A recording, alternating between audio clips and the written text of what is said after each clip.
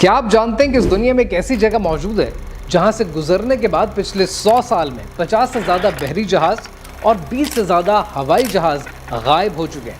Literally गायब हो चुके हैं। कोई नहीं जानता कि इन जहाज़ों के साथ क्या हुआ। कुछ लोग कहते हैं कि इस जगह के नीचे दज्जाल मौजूद है और इस वजह से कोई जहाज़ गुजर नहीं पाता। कुछ कहते हैं कि ये ब्लैक होल है जहाँ से इंसान और जहाज़ दूसरी डायमेंशन में चले जाते हैं जहाँ से वापस आना उनके लिए मुमकिन नहीं है। और कुछ लोग कहते हैं कि इस जगह पर एक सी मॉन्स्टर है जो कोई जहाज गुजरने नहीं देता, जो गुजरता है उसको खा जाता है। इतनी बड़ी इस कॉन्स्पिरेसी को आज दुनिया बर्मुदा ट्रायंगल के नाम से जानती है। पर बर्मुदा ट्रायंगल की असल कहानी है क्या, और बहुत सारी जो मिथ्स हैं उन मिथ्स की हकीकत क्या है, आइए समझते हैं।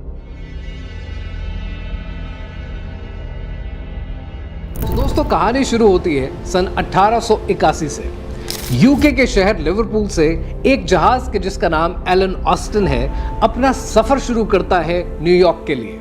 जब यह जहाज अटलांटिक ओशन से गुजरता है तो यह जहाज एक डिटूर लेता है और बर्मुदा ट्रायंगल के एरिया से गुजरने की कोशिश करता है। जैसे यह जहाज अटलांटिक ओशन में बर्मुदा ट्रायंगल के एरिया से गुजरता है तो एलन ऑस्टिन का कैप्टन एक और जहाज को समंदर में देखता है।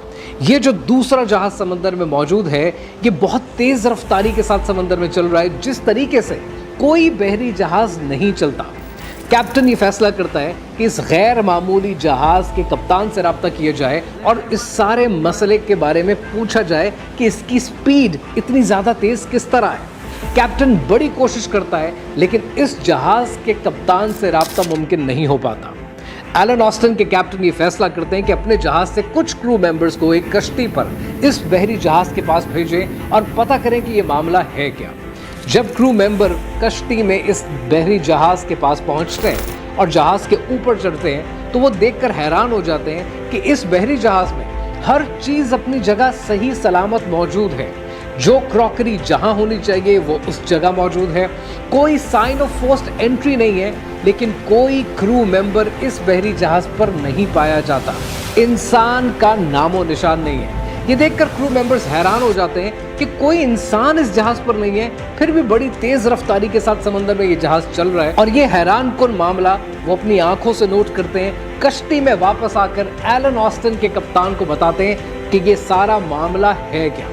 जब कप्तान ये चीज नोट करता है तो दोबारा नजर डालता है उस बहरी जहाज की जानिब, पर वो बहरी जहाज समंदर से गायब होता है। अब इसकी वजह क्या है ये मैं आपको बताऊंगा थोड़ा आगे चलकर। बर्मुदा ट्रायंगल में होने वाला एलन ऑस्टिन का ये वाकया अकेला नहीं है। 1918 में यूएस नेवी का एक जहाज जिसका नाम यूएस साइक्लोप्स था, और वो उस जमाने में यूएस नेवी का एक फ्लैगशिप जहाज था, वो गुजरता है बर्मुदा ट्रायंगल के एरिया से।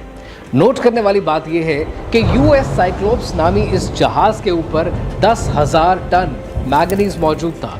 और मैंगनीज दोस्तों वो मटेरियल है जो एक्सप्लोसिव्स बनाने के काम आता है। जब ये जहाज बर्मुदा ट्रायंगल के एरिया से गुजरता है और पीछे कंट्रोल टावर के साथ राब्ते में होता है तो अचानक इसका राब्ता मुनक़ता हो जाता है। कुछ पता नहीं चलता कि ये बहरी जहाज कहाँ गया। अगर समंदर में कोई तूफान भी आ जाए तो कप्तान आम तौर पर राब्ता करते हैं कंट्रोल टावर से, लेकिन कोई एसओएस कॉल, कोई डिस्ट्रेस कॉल कंट्रोल टावर को मौसूल नहीं होती।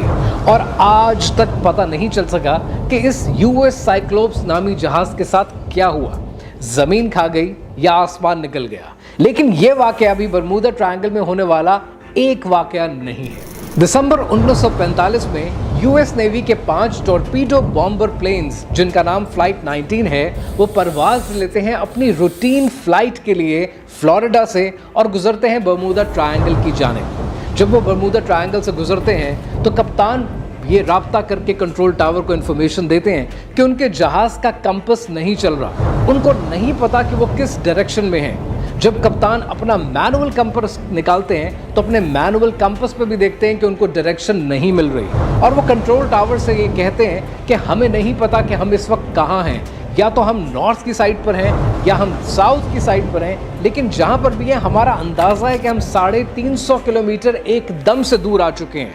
और कुछ देर के बाद फ्लाइट 19 के 5 जहाज से राब्ता मुनक़ता हो जाता है। और ये यूएस नेवी का एक बहुत बड़ा लॉस था 1945 में कि उनको ये मालूम ही नहीं हो सका कि ये 5 जहाज गए कहां। दोस्तों ये वाकयात जो आपने अब तक सुने ये थे रीसेंट हिस्ट्री से, लेकिन अगर थोड़ा सा माजी में जाएं तो सन 1492 में क्रिस्टोफर कोलंबस जो इंडिया ढूंढने निकले थे लेकिन पहुंच गए थे वो अमेरिका, और अमेरिका को डिस्कवर कर लिया। क्रिस्टोफर कोलंबस भी गुजरे बर्मुदा ट्रायंगल के एरिया से, और क्रिस्टोफर कोलंबस अपने जर्नल में लिखते हैं कि जब वो बर्मुदा ट्रायंगल के एरिया से गुजरे तो उन्हें भी अजीबो गरीब हरकत व सकनात नोट करने को मिली। एक बात वो ये लिखते हैं कि जब वो इस इलाके से गुजरे तो उन्होंने ये देखा कि आसमान पे जो सितारे हैं वो एक दूसरे से दूर जा रहे हैं। उन्होंने ये देखा कि एक चमकती हुई चीज पानी के अंदर जाती है और फिर बाहर आती है, बिल्कुल इस तरह कि जिस तरह से दूर एक मोमबत्ती हो और वो पानी में जाए और पानी से बाहर जलती हुई निकल आए। उन्होंने ये देखा कि कुछ अजीब व गरीब उनको ऐसी चीज़ें देखने को मिली है कि ज़मीन से आसमान की तरफ शिकार किया जाए रोशनी का। लेकिन जैसे ये बातें क्रिस्टोफर कोलंबस लिखते हैं कि उन्होंने अपने स्टाफ के साथ, अपने क्रू मेंबर्स के साथ शेयर की, ये वाकयात होने बंद हो गए। क्रिस्टोफर कोलंबस की ये सारी बातें जो इन्होंने अपने जर्नल में लिखी ये भी निशानदेही करती हैं कि बर्मुदा ट्रायंगल एक एरिया ऑफ इंटरेस्ट है। लेकिन ये एरिया ऑफ इंटरेस्ट बना कैसे, आइए समझते हैं। दोस्तों बर्मुदा ट्रायंगल कहते हैं अमेरिका के साथ मौजूद अटलांटिक ओशन के उस एरिया को कि जिसको अगर ट्रायंगल के तौर पर देखें तो ये टच करता है फ्लोरिडा के साथ, बर्मुदा के साथ और पोर्टो रिको के साथ। ये एरिया इतना बड़ा है कि इसका साइज 1.5 लाख स्क्वायर माइल्स बनता है, यानी अगर आप 2 जापान भी इसके अंदर डालें तो पूरे के पूरे जापान समा सकते हैं। ये एरिया ख़त्म नहीं होगा, फिर भी बहुत सा एरिया बच जाएगा। बर्मुदा ट्रायंगल की सिग्निफिकेंस इसलिए है कि बर्मुदा ट्रायंगल से रिलेटेड बहुत सी कॉन्स्पिरेसी थ्योरीज पाई जाती हैं, और आज कोशिश ये होगी कि एक एक करके तमाम कॉन्स्पिरेसी थ्योरीज को समझें कि वो सही है या गलत, और अगर कोई प्लॉजिबल रीज़न बन सकता है तो वो प्लॉजिबल रीज़न क्या हो सकता है।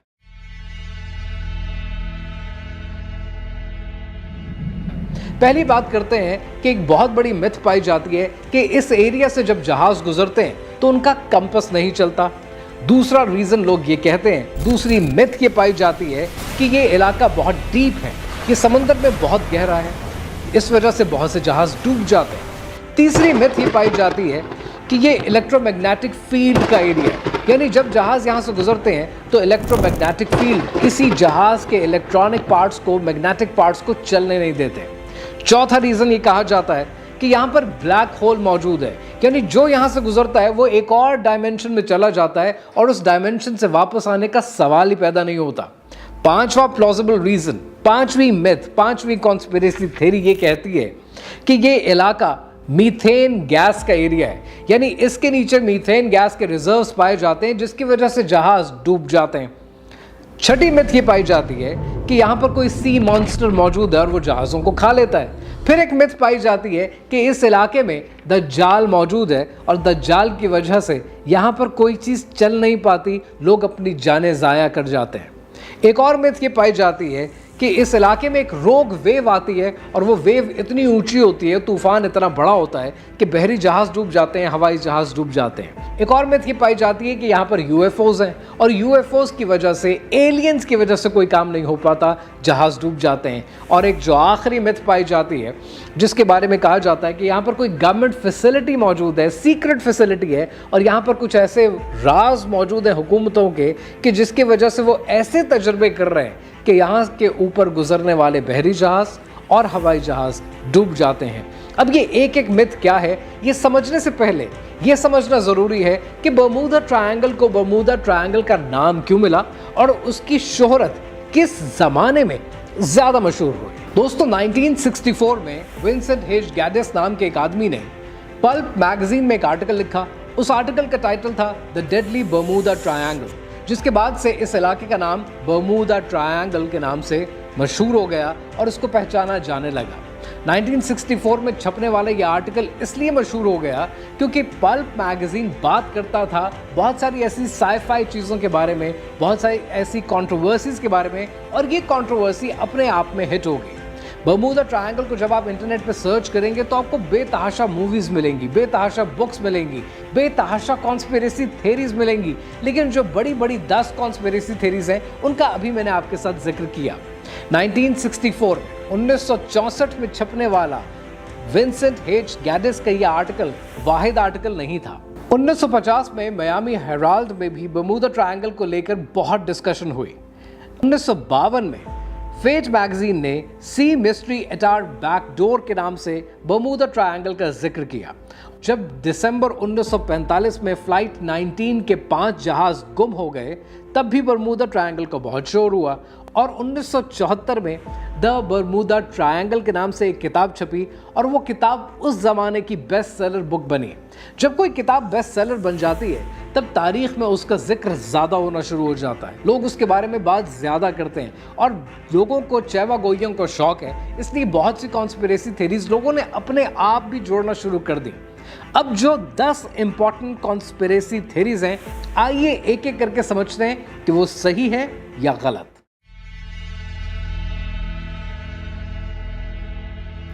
दोस्तों, पहली मिथ है कि कंपास की रीडिंग सही नहीं आती।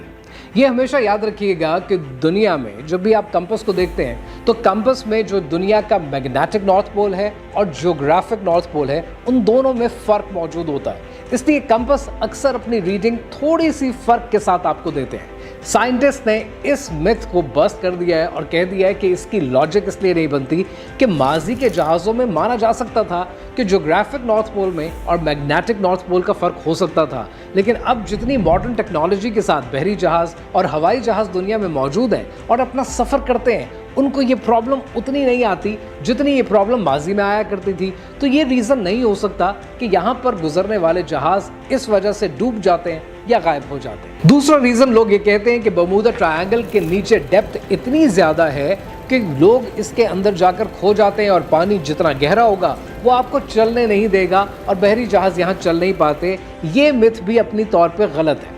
बर्मुदा ट्रायंगल के अंदर बहुत से एरियाज़ हैं, जैसे मैंने जिक्र किया कि 1.5 लाख स्क्वायर माइल्स का एरिया बनता है, तो कुछ एरियाज़ बहुत गहरे हैं, कुछ एरियाज़ में शैलो वाटर भी मौजूद है, यानी बहुत ज़्यादा गहराई नहीं है। जो मैक्सिमम गहराई आज तक बर्मुदा ट्रायंगल के किसी भी एरिया में नोट की गई है वो 25,000 फुट है। अब 25,000 फुट को अगर आप दुनिया की सबसे ज़्यादा गहरी जगह के साथ नोट करना चाहें तो दुनिया में समंदर में जो सबसे गहरी जगह है वो 33,000 फुट है और वहाँ पर भी जहाज़ नहीं डूबते। सो ये मिथ भी साइंटिस्ट ने बस्ट कर दी है। तीसरी लॉजिक लोग देते हैं कि यहाँ पर इलेक्ट्रोमैग्नेटिक फील्ड मौजूद है। अगर इलेक्ट्रोमैग्नेटिक फील्ड मौजूद होते तो माजी में बनने वाले जहाज़ लकड़ी से हुआ करते थे, लेकिन अब टेक्नोलॉजी बदल चुकी है, तो अब जो जहाज़ गुजरते हैं अब वो क्यों नहीं डूबते? अगर इलेक्ट्रोमैग्नेटिक फील्ड का प्रॉब्लम होता तो ये आज ज़्यादा होता, माजी में शायद ये इतना ना होता, लेकिन it's the other way around. अब ये प्रॉब्लम नहीं है, अब जहाज़ नहीं डूबते, तो माजी में क्यों डूबते थे? सो इलेक्ट्रोमैग्नेटिक फील्ड की लॉजिक को भी कोई नहीं मानता कि ये लॉजिक है और साइंटिस्ट कहते हैं कि इलेक्ट्रोमैग्नेटिक फील्ड के होने या ना होने से जहाज पर फर्क नहीं पड़ता। दोस्तों, बर्मुदा ट्रायंगल को लेकर कुछ लोगों का मानना यह है कि यहाँ पर ब्लैक होल मौजूद है और लोग एक और दिशा में, एक और डायरेक्शन में, एक और सिमत में चले जाते हैं, जिसकी वजह से वो ब्लैक होल से वापस नहीं आ पाते। इस लॉजिक को इसलिए लॉजिक नहीं माना जा सकता क्योंकि आइंस्टाइन का कहना है कि अगर ब्लैक होल की मौजूदगी हो तो उसके लिए आपको E=mc², आपको मास भी चाहिए और बहुत ज़्यादा तादाद में एनर्जी चाहिए और वो दोनों यहाँ पर मौजूद नहीं है। दूसरी बात ये कि अगर किसी और डायमेंशन में चले जाएं तो ऐसा क्यों है कि बर्मुदा ट्रायंगल में होने वाले बहुत से हादसों में से बहुत से ऐसे हादसे मौजूद हैं कि जिसका मलबा मिल चुका, जो जहाज़ डूबे, जो जहाज़ टूटे, उनका मलबा मिला भी है। तो ऐसी लॉजिक के साथ आप ये नहीं मान सकते कि यहाँ पर ब्लैक होल मौजूद है। कुछ लोग कहते हैं कि बर्मुदा ट्रायंगल के एरिया के नीचे मीथेन गैस मौजूद है और जब मीथेन गैस इवेपोरेट करती है तो बहुत से बबल्स बनते हैं। जब बबल्स बनते हैं तो बहरी जहाज़ उन बबल्स की प्रेशर की वजह से डूब जाते हैं और आगे अपना सफ़र जारी नहीं कर पाते। इसको लॉजिक मानना इसलिए सही नहीं होगा कि बर्मुदा ट्रायंगल पे बहुत सी दुनिया ने काम किया, लेकिन जो एक नोटेबल काम है वो डॉक्टर कार्ल क्रोजेलनिकी का काम है, जो कि एक ऑस्ट्रेलियन साइंटिस्ट हैं और उनका ये मानना है और उनके अलावा यूएस जियोलॉजिकल सर्वे का भी ये मानना है कि इस इलाके में जो last trace of methane gas मिले थे ना, वो ट्रेस मिले थे 15,000 साल पहले। यानी यहाँ पर अगर कभी मीथेन गैस का सिलसिला हुआ भी तो वो 15,000 साल पहले होगा। तो डॉक्टर क्रुजेल्निकी कहते हैं कि बहुत माइन्यूट चांस है इस लॉजिक का कि मीथेन गैस की वजह से यहाँ पर हादसे होते हैं। सो इसको भी लॉजिक मानना सही नहीं होगा, ये भी सिर्फ एक कॉन्स्पिरेसी थ्योरी है। कुछ लोग कहते हैं कि इस जगह के नीचे एक सी मॉन्स्टर मौजूद है। अगर सी मॉन्स्टर मौजूद होता तो उसको लॉजिक शायद मैं इसलिए नहीं मानूंगा कि क्या वो मॉन्स्टर इतना सेलेक्टिव है कि कुछ जहाज़ों को छोड़ देता है और कुछ जहाज़ों को पकड़ लेता है। यानी माजी में उसने 50 बहरी जहाज़ पकड़े, पिछले 100 साल में 20 हवाई जहाज़ पकड़े और बहुत से जहाज़ों को नहीं भी पकड़ा। तो ये कोई लॉजिक नहीं है। अगर ये लॉजिक होती तो उसकी साइटिंग मौजूद होती। जब हम ईद का चांद देखते हैं तो उसके भी शवाहिद इकट्ठे करते हैं। आज तक सी मॉन्स्टर के कोई शवाहिद नहीं मिले, लिहाजा ये भी एक कॉन्स्पिरेसी थ्योरी है जिसका हकीकत से दूर दूर तक कोई ताल्लुक नहीं है। कुछ लोगों का मानना यह है कि इस इलाके में दज्जाल मौजूद है और दज्जाल की मौजूदगी की वजह से यहाँ पर जहाज डूबते हैं। दोस्तों, जहाँ तक दज्जाल का ताल्लुक है तो सही मुस्लिम की हदीस है जिसकी रावी फातिमा बिन्त कैस हैं और फातिमा बिन्त कैस रज़ी अल्लाह ताला अन्हा फरमाती हैं कि, और उनकी रिवायत है कि तमीम अद्दारी रज़ी अल्लाह ताला अन्हो जब उन्होंने इस्लाम कबूल किया और रसूल पाक सल्लल्लाहु अलैहि वसल्लम के पास आए और आप सल्लल्लाहु अलैहि वसल्लम से जिक्र किया अपने एक किस्से का, अपनी एक वाक़े का कि कैसे वो समंदरों पर खो गए, 30 दिन खो गए और 30 दिन समंदरों में भटकते हुए एक जजीरे पर पहुँचे और वहाँ उनकी मुलाकात दज्जाल से हुई। अब यहाँ पर सवाल ये है कि नंबर 1, मैं कोई रिलीजियस स्कॉलर नहीं हूँ तो सही से आपको ये नहीं कह सकता कि दज्जाल कहाँ है और कहाँ नहीं। ये बात अपनी जगह हकीकत है कि अल्लाह ताला और उसका रसूल सल्लल्लाहु अलैहि वसल्लम हमेशा सच कहते हैं और सच की तरफ उन्होंने हमेशा निशानदेही की है। तो अगर दज्जाल का जिक्र किया है तो दज्जाल का फितना हकीकत है और एक दिन दुनिया के सामने रोनुमा होगा। लेकिन आप और मैं सही से नहीं कह सकते कि वो इस वक्त कहाँ मौजूद है। जहाँ तक ताल्लुक़ है इस रिवायत का, तो ये रिवायत एक जजीरे से ताल्लुक़ रखती है, जबकि हम बरमूदा ट्रायंगल में जो बात कर रहे हैं हम बात पानी की कर रहे हैं कि पानी के ऊपर से जब कोई चीज़ गुजरती है तो वो डूब जाती है। और लॉजिक शायद दज्जाल के यहाँ पर ना होने की शायद एक लॉजिक ये बनती है कि अब अगर आप इस दुनिया को देखें तो अब बरमूदा ट्रायंगल की सिग्निफिकेंस क्या है। बरमूदा ट्रायंगल पे 1945, 1918 ये वो दौर था कि जब बरमूदा ट्रायंगल से लोग डरते डरते सफ़र किया करते थे। लेकिन आज की दुनिया को अगर आप देखें तो बरमूदा ट्रायंगल के ऊपर जहाज़ भी चल रहे हैं, बरमूदा ट्रायंगल के ऊपर बहरी जहाज़ भी चल रहे हैं, हवाई जहाज़ गुजर रहे हैं। तो इस वक्त ये एक मेन कमर्शियल रूट है और इस कमर्शियल रूट के ऊपर बहुत सी परवाज़ें चलती हैं। अगर दज्जाल होता और वो दज्जाल पसंद नहीं करता और कुछ जहाज़ों को गिरा देता है तो फिर बाकी जहाज़ों को भी गिराता, तो इस वक्त ये कमर्शियल रूट ना बन चुका होता। सो इसलिए इस बात को मानने के लिए बहुत सी लॉजिक्स और चाहिए होंगी कि यहाँ पर दज्जाल मौजूद है कि नहीं, बट ये बात सही से कही नहीं जा सकती कि दज्जाल मौजूद है या नहीं। फिर कुछ लोग कहते हैं कि यहाँ पे एक रोग वेव आती है और वेव इतनी ऊंची होती है कि बहरी जहाज भी डूब जाते हैं, हवाई जहाज भी डूब जाते हैं। किसी हद तक इसमें सच्चाई इसलिए हो सकती है कि इस इलाके में टर्बुलेंसेस बहुत आती हैं, ट्रॉपिकल वेदर है तो तूफ़ान बहुत आते हैं और तूफ़ानों की वजह से जहाज़ डूब भी जाते हैं, बहरी जहाज़ भी डूब जाते हैं, हवाई जहाज़ भी डूब जाते हैं। लेकिन ये भी ज़रूर जहन में रखिएगा कि पिछले दौर में माजी में बहुत ज़्यादा टेक्नोलॉजिकल एडवांसमेंट थी नहीं, जिसकी वजह से बहुत से जहाज़ डूब भी जाते थे। और अब दुनिया में टेक्नोलॉजिकल एडवांसमेंट है तो अब जहाज़ इतने नहीं डूबते। लेकिन इस बात को आप इस नज़रिए से भी देख सकते हैं कि ख़राब मौसम कुड बी अ रीज़न, लेकिन ये कोई कॉन्स्पिरेसी थ्योरी नहीं है कि यहाँ पर जिन्नात मौजूद हैं या यहाँ पर ब्लैक होल मौजूद है। तो ये अगर निशानदेही करती है तो वो मौसम की निशानदेही करती है। तो दोस्तों, मौसम ख़राब होने की वजह से जहाज़ का डूब जाना सिर्फ बरमूदा ट्रायंगल के साथ तो एसोसिएटेड नहीं है, ये दुनिया में बहुत सी जगहों के साथ एसोसिएटेड है। सो ये एक वाकई एक वाहिद रीज़न नहीं हो सकता।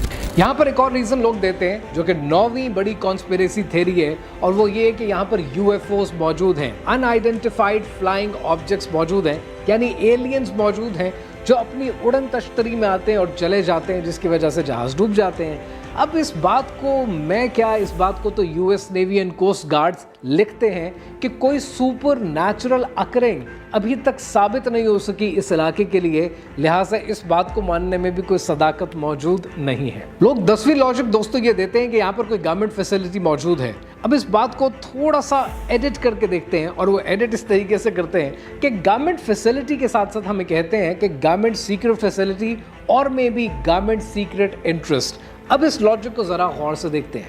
हमने ये देख लिया कि ब्लैक होल मौजूद नहीं है, हमने ये देख लिया कि दज्जाल शायद मौजूद है, शायद मौजूद नहीं है, लेकिन जितनी साइंटिफिक एडवांसमेंट अब तक हो चुकी है वो बार बार ये निशानदही करती हैं कि ख़राब मौसम की वजह से बहुत से जहाज़ डूब जाते हैं। दूसरी इंपॉर्टेंट चीज़ जो आप लोगों के लिए बहुत ज़रूरी है वो ये कि आज दुनिया जहान के साइंटिस्ट इस बात के ऊपर यकीन रखते हैं कि जितने बहरी जहाज़, जितने हवाई जहाज़ आज बरमूदा में अब तक डूबे हैं, इतने तो दुनिया के किसी भी इलाके में डूबते हैं। चाहे आप मलेशियन एयरलाइंस का जहाज़ MH370 को ले लीजिए या किसी भी और जहाज़ को ले लीजिए, दुनिया में इतने हादसा कॉमन है और हर तरफ होते हैं। अब यहाँ पर आप ये कहेंगे कि गवर्नमेंट फैसिलिटी पर बात करें, बिल्कुल बात करते हैं, लेकिन उससे पहले ज़रा वापस चलते हैं कि हमने बात की 1881 के एलन ऑस्टिन जहाज़ की। दोस्तों, एलन ऑस्टिन के जहाज़ के कप्तान को समंदर में कोई और जहाज़ मिला या नहीं मिला, इसके बारे में लोग बात तो बहुत करते हैं, लेकिन हिस्ट्री की किताबें उठाकर देख लीजिए या इवन लॉयड्स ऑफ लंदन जो इंश्योरेंस कंपनी थी उनके रिकॉर्ड्स उठाकर देख लीजिए, वो बार बार साबित करते हैं कि ऐसा कोई प्रूफ मौजूद नहीं है कि समंदर में कप्तान को ऐसा कोई जहाज़ नज़र आया हो, वरना उसने अपने मेमोइर्स में इसका जिक्र किया होता। तो 1881 इतनी पुरानी कहानी है, इतना पुराना अर्बन लेजेंड है कि उस वाक़े को सही मानना, गलत मानने के लिए कोई शवाहिद मौजूद नहीं है।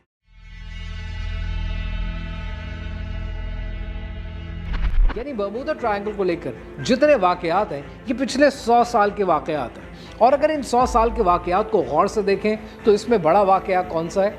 1918 का US साइक्लोप्स या 1945 का फ्लाइट 19, ये दो बड़े वाक़यात हमें देखने को मिलते हैं।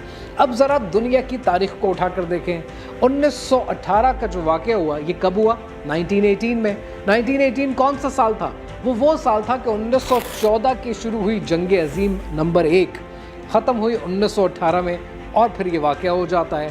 और दूसरी जंग अजीम 1939 में शुरू हुई, 1945 में ख़त्म हुई, और उसके बाद फिर एक वाक़या हो जाता है, और दोनों दफ़ा अमेरिका के मिलिट्री प्लेन्स इसमें शामिल हैं। अब ये चीज़ इंपॉर्टेंट है और नोट करने वाली है। दोस्तों, अगर आप बर्मुदा ट्रायंगल की हिस्ट्री उठाकर देखेंगे तो आप देखेंगे कि बर्मुदा ट्रायंगल की जो सिग्निफिकेंस है, यानी जितनी ज़्यादा कॉन्स्पिरेसी थेरीज बनी है, ये कब बनी है? ये कॉन्स्पिरेसी थेरीज 1945 से लेकर मैक्सिमम जितनी बनी है वो 1980s तक बनी है, और 80s के बाद आकर ये कमर्शियल फ्लाइट्स का सिलसिला शुरू हो गया। अब बर्मुदा ट्रायंगल से बहरी जहाज़ गुजर रहे हैं, हवाई जहाज़ गुजर रहे हैं, ट्रेड हो रही है। अब तो जहाज़ नहीं डूबते, अब तो कॉन्स्पिरेसी थेरीज नहीं है। तो 1945 से लेकर 1980 के बीच में क्या था, और इस एरिया की सिग्निफिकेंस को अगर आप हिस्ट्री के साथ जोड़ेंगे तब आपको ये समझ में आएगा कि ये एरिया ऑफ इंटरेस्ट अमेरिका के लिए था, क्योंकि कोल्ड वॉर चल रही थी। ये वो दौर था कि जब रशिया क्यूबा के साथ मिलकर यहाँ पर इन्फिल्ट्रेशन करना चाहता था। ये वो दौर था कि जब साउथ अमेरिका की कंट्रीज़ को कम्युनिज्म में शामिल किया जा रहा था। तो ऐसे दौर के अंदर यूएस के लिए भी और रशिया के लिए भी ये एरिया ऑफ सिग्निफिकेंस था कि इस एरिया के अंदर जितनी स्टेट्स मौजूद हैं, कम्युनिस्ट चाहते हैं कि वो प्रो कम्युनिज्म हो जाए और अमेरिका चाहता है कि वो प्रो कैपिटलिज्म हो जाए। और इस एरिया के अंदर जो पोर्टो रिको है, पोर्टो रिको की हिस्ट्री भी ज़रूर पढ़िएगा, क्योंकि बड़ी इंटरेस्टिंग हिस्ट्री है कि कैसे पोर्टो रिको को एक अलग स्टेटस तो हासिल है, लेकिन उसका सदर भी अमेरिका के सदर को माना जाता है, यानी अमेरिका के इन्फिल्ट्रेशन बड़ी मजबूत है। सो इस एरिया में जब तक कोल्ड वॉर रही, बर्मुदा ट्रायंगल का जिक्र रहा। जैसे ही कोल्ड वॉर ख़त्म हो गई, बर्मुदा ट्रायंगल की कॉन्स्पिरेसी थेरीज दम तोड़ गई और ये कमर्शियल रूट बन गया।